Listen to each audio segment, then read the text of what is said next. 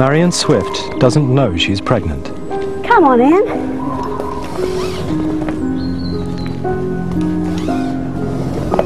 But in just 6 days, her fertilized egg has become a ball of around 100 cells.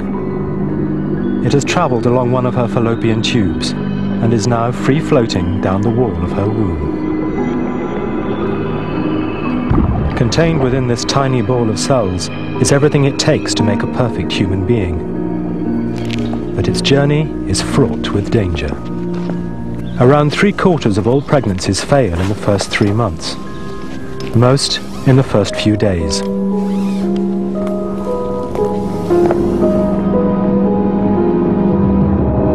If the embryo is to survive, it must seize control of Marion's body and transform it, taking sustenance and shelter and even raiding it for food.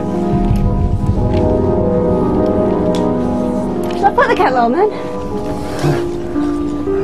What happened? I just lost my footing.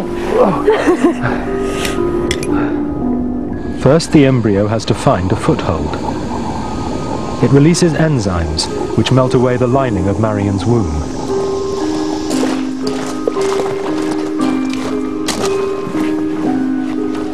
Each of the cells which make up the embryo is an alien invader, containing not just Marion's genes, but those of her husband, Ian.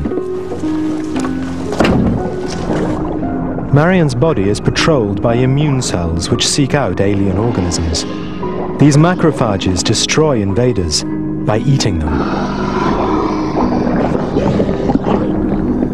In her womb, the macrophages surround the newly arrived embryo. But on the surface, the embryo looks just like a normal part of Marion's body.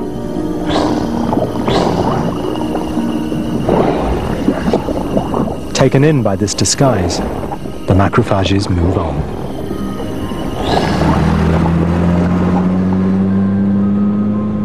But the embryo is still not safe.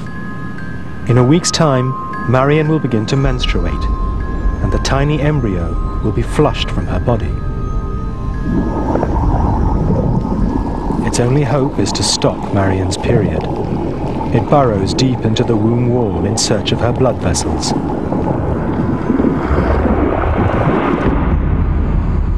Inside the wall, it pumps out a hormone known as HCG. The hormone seeps into Marion's bloodstream and proceeds to hijack her menstrual cycle.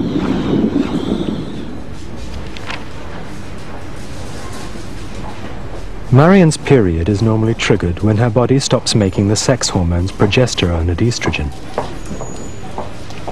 But HCG tells her body to carry on making these hormones. Her period, which should have started a week ago, has been put on hold.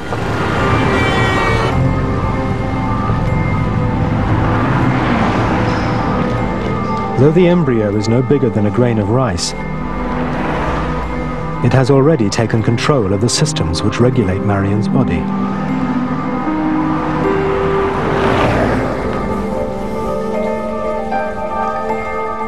HCG is the embryo's signature.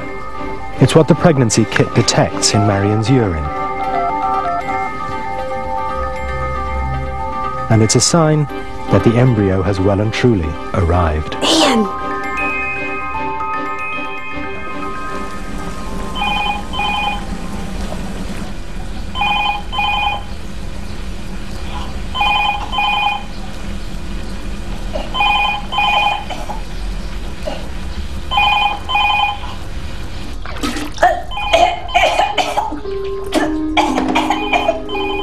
From now on, Marion's well-being comes second to the growing demands of the new life inside her. The embryo continues to pump out HCG. Unfortunately, and no one knows exactly why, one of the side effects of the hormone is a feeling of nausea, especially in the early morning. It may not be much consolation to Marion, but her sickness is a sign of her embryo's health. It is 6 weeks since sperm met egg. What was a ball of 100 cells now has a beating heart and is growing legs and arms. Yet it is only the size of a kidney bean. The outermost cells of the ball have become the placenta, connecting the embryo to Marian's bloodstream. Some placental cells even break free into her blood. Over the next 9 months, 25 million of them will enter her body. Why they do this is a mystery, but it may be another way of forcing Marian to accept her new guest. Now the embryo begins to prepare Marian's body for the task ahead. Okay. Sick as a dog. Oh, look at me, I look like a porn queen.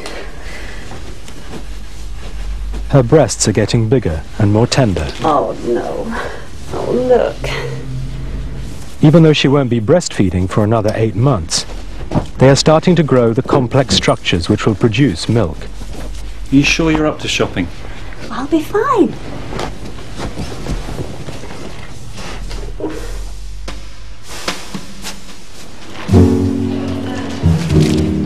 But before that, the embryo has a lot of growing to do, and growth requires energy.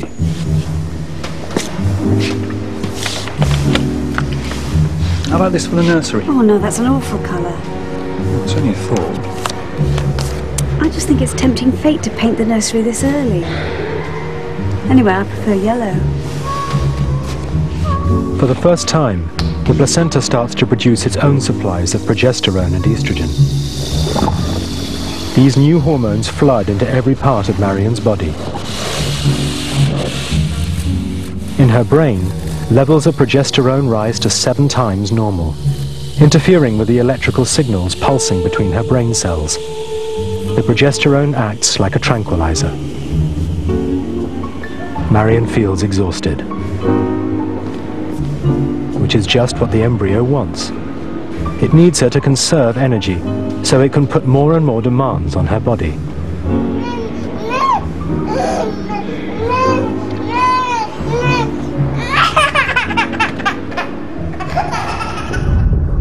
At 9 weeks, as the embryo takes on human form, it is now called a fetus. Although still the size of a grape, it continues to prepare Marian for the day it will be much bigger, and need vast quantities of blood to feed it. You've missed a bit. Over the next few months, Marian's body must produce an extra 3.5 pints of blood. To achieve this, the fetus sets off a chain reaction. Its hormones in her bloodstream make the muscular walls of her blood vessels relax and expand. Marian's blood pressure starts to drop. The fetus is taking advantage of the body's ability to regulate itself. The drop in blood pressure makes Marian feel thirsty. The extra fluid she drinks is retained in her bloodstream. Her blood pressure returns to normal, but her blood is now more dilute than it was. The factories that produce red blood cells go into overdrive until her blood returns to a healthy concentration. In order to pump this extra blood around her body, Marian's heart will have to beat faster. And as its muscle works harder, her heart will actually increase in bulk and size.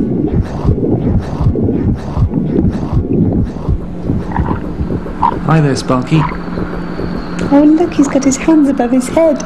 At the command of this tiny fetus, Marian's body has undergone an incredible internal transformation. Although she doesn't look that different, her heart is pumping an extra 70,000 pints of blood a day. It's very active.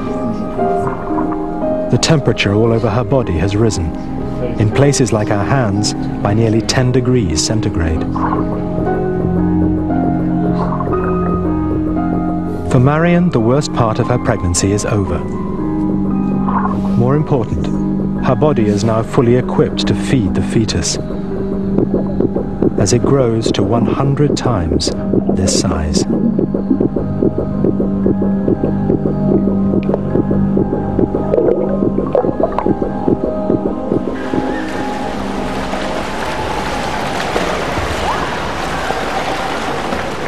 Three months into her pregnancy, Marion feels fantastically healthy.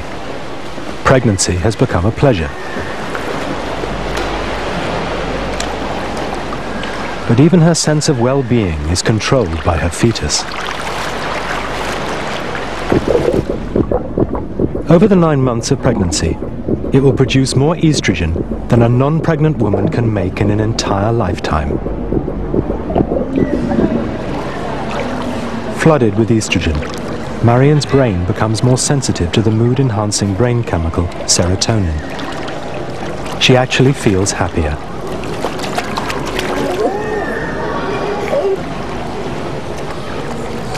She doesn't just feel better, she looks better too. Increased blood flow to her lips makes them redder than normal. Each hair grows thicker and faster, giving it a natural shine. This change may have a purpose, making Marion more attractive to Ian, encouraging him to stay to the bitter end. Marion is about to change again, visibly this time. Till now, her womb, normally the size of a tangerine, has easily accommodated her fetus. But in the next 3 months, the fetus will grow to around 60 times its present size, and her womb must expand too. But her womb can't grow new cells. So each individual cell must stretch until it's 8 times its normal length. Marion's other organs have to make room for her expanding womb.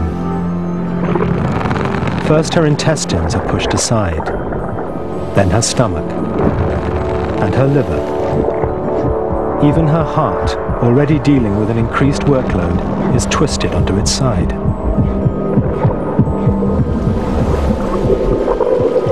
At 6 months, Marion's torso is packed full.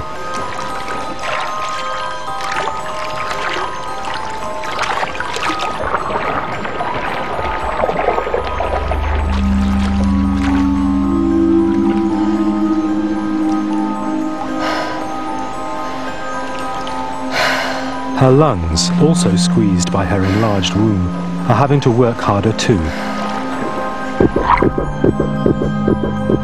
Like any living creature, the fetus needs to get rid of waste products. It uses Marion's bloodstream as its dumping ground. This waste includes carbon dioxide, toxic in high doses. To get rid of it, Marion must inhale and exhale 20% more air. She isn't just eating for 2, she's also breathing for 2.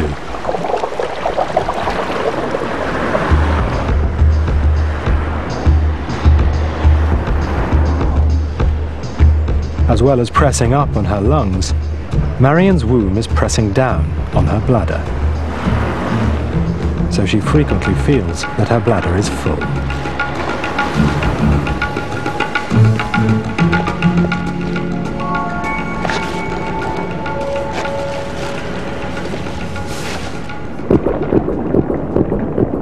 With just 2 months to go, the fetus is still less than half its birth weight. It needs to put on ½ a pound each week until it is born. The larder that it raids is, of course, Marion's body.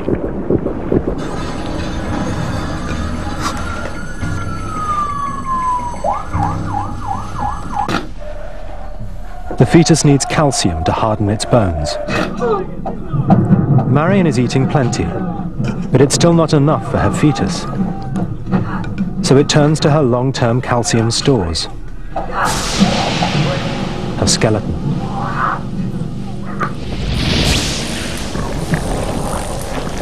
Deep inside her bones are cells called osteoclasts, which are capable of dissolving bone away.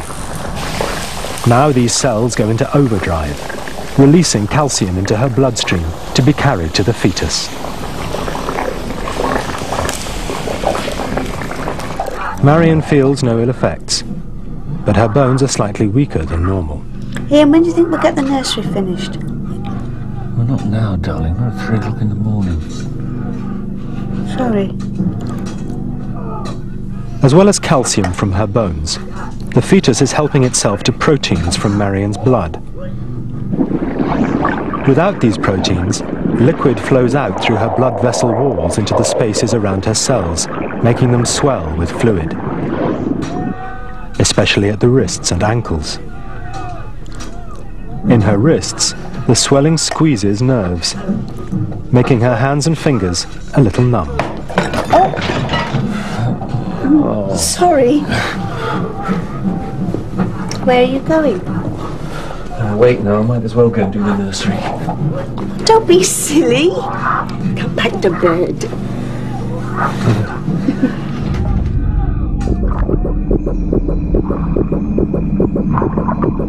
At 8.5 months, the fetus has grown to the size of a rugby ball.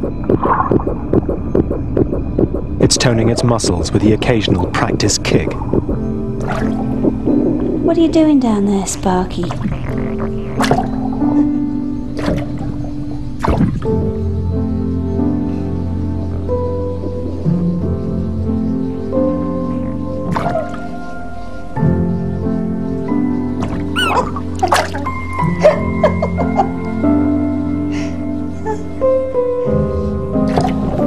Marian is having a Braxton Hicks contraction. These mild, irregular contractions are a workout for her womb to keep it toned and fit for the exertions ahead. Each muscle cell that makes up her womb is in training in an attempt to make labor as easy as possible.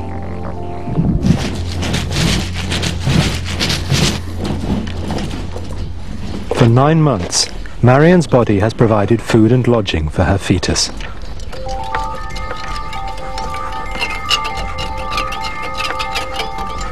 Now it's about to make one final demand on her body. The fetus triggers its own birth, though no one knows exactly what makes it choose its moment. One theory is that it's simply hungry, having grown so large that Marian's body can no longer satisfy its appetite.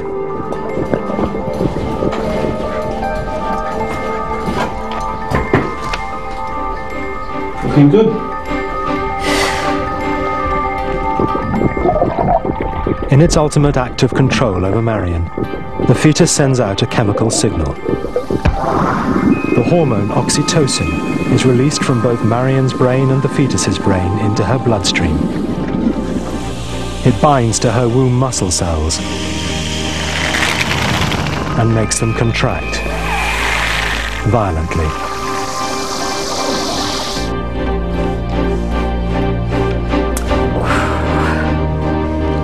You okay? Yeah. I think I'll just go and lie down for a bit.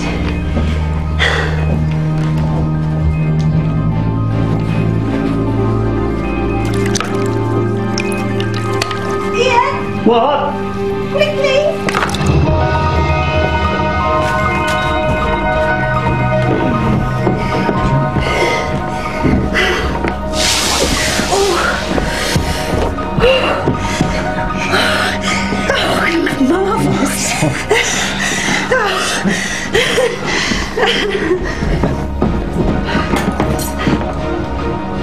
Each time Marian has a contraction, it pulls the neck of her womb, her cervix, open a little further.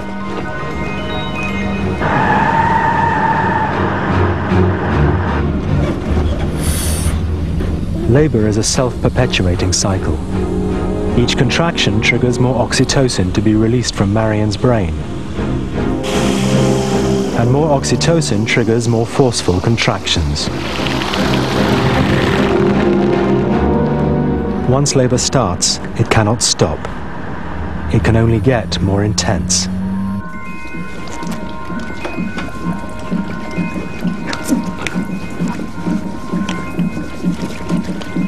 Right, deep breath in now.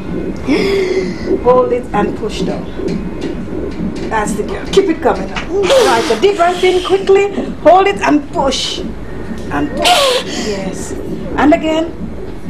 It has taken 12 hours for Marian's cervix to dilate or open fully. Now she can push the baby's head into the birth canal. Yes, yes. Good girl. Another deep breath in, hold it, and push. Yes, come on. Deep breath in, hold it, and push down. Push down. Push down. Don't bend my legs so much. I feel like a frog.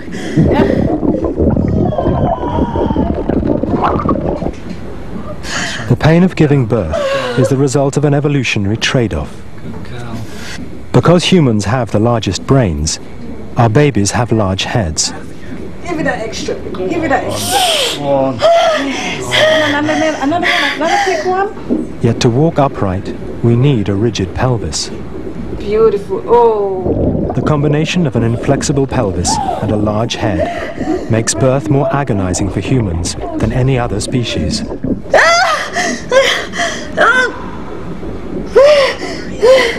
I can't. And again. And again.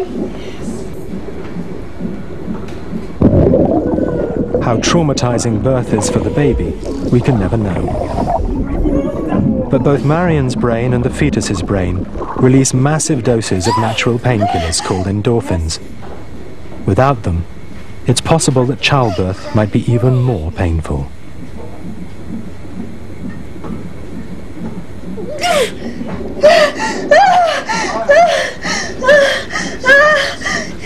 It's still going. Push.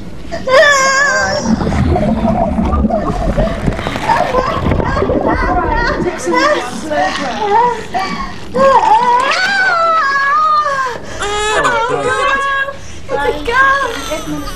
The girls and boys. Oh my God! Oh, hello! No problem. Oh, darling! There you are. Oh, God! Well done. Oh, she's enormous! Oh, you're so big!